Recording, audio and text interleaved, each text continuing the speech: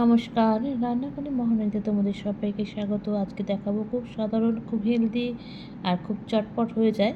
চলো, গাজরের জুস।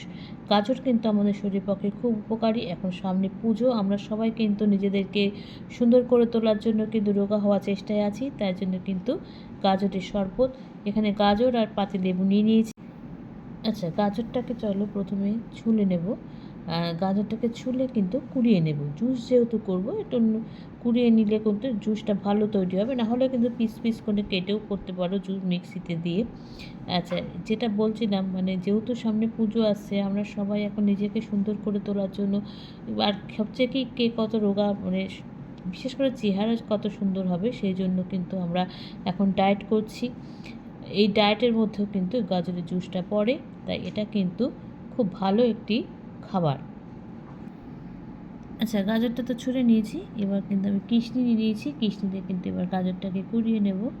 আমি যে বললাম গাজরটা যত পুড়িয়ে একটু কোড়াতে সময় লেগেছে, আবার একটু কষ্ট, গাজর যেহেতু শক্ত সেই জন্য। এবার চলো গাজরগুলোকে কিন্তু ভালো করে কুড়িয়ে নিই। আচ্ছা, আমি তো মিক্সিং বোল নিয়ে নিয়েছি। এবার গাজরটা কোড়ানো হয়ে গেছে। এবার আমি কিন্তু গাজরটা দিয়ে দেবো, পুরোটা দেবো না, কিছুটা গাজর রেখে দেবো গার্নিশের জন্য। এবার দেখো গাজরগুলো দিয়ে এবার এটাকে কিন্তু মিক্সিটা বন্ধ করার আগে এখানে আরও কিছু জিনিস দেবো, সেগুলো তোমাদের বলছি। আচ্ছা, গাজরটা দিয়ে দেওয়া হয়ে গেছে। এবার একটুখানি নুন প্রথমে দিয়ে দিচ্ছি, নুন। আচ্ছা, এবার গাজরটার মধ্যে দিয়ে দিচ্ছি তো চিনি। নুন দিয়েছি, এবার দিয়ে দিচ্ছি স্বাদ মতন চিনি। একটু মিষ্টি মিষ্টি হবে, নুন নুন হবে। আর চিনি যেহেতু, সেটা আমি একটু কমই দিলাম। তোমরা কিন্তু এখানে গুড়ও দিতে পারো, গুড়ের যে পাড়ার কিনতে পাওয়া যায় এখন বিভিন্ন শপিং মলে, বিভিন্ন স্টোরে, তোমরা কিন্তু সেখান থেকে কিনতে পারো।